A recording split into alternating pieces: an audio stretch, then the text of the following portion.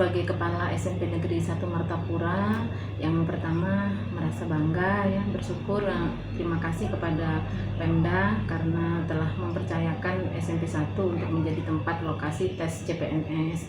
Barangkali pertimbangannya karena tempatnya di kota, di tepi jalan, dan mudah dijangkau dari berbagai arah, sehingga sekolah kami terpilih untuk dijadikan tempat sebagai tempat tes CPNS.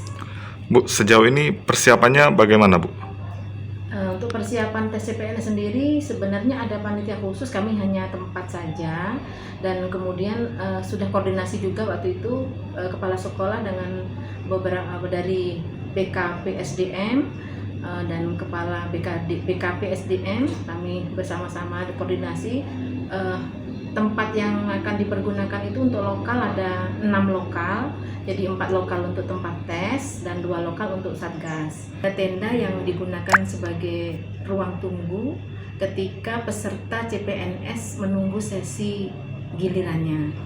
Ibu, kita kan sudah ada belajar tatap muka, itu gimana jadi? Oh ya, karena kita sudah PTM terkait dengan pelaksanaan tes CPNS, kami sudah koordinasi dan sudah atur sedemikian rupa sehingga tidak akan terjadi tumburan ataupun kerumunan. Misalnya seperti ini, kami biasa masuk 6:30 atau itu jam 7 dan itu bersamaan dengan tes CPNS, sehingga kami agak mundurkan, kami akan masuk jam 8 sampai jam 11 baru pulang, dan tidak ada istirahat memang karena anak-anak pada masa pandemi ini tidak diizinkan untuk istirahat atau ke kantin, dan kantin memang tidak buka sehingga tidak mengganggu kegiatan pembelajaran maupun pelaksanaan tes CPNS.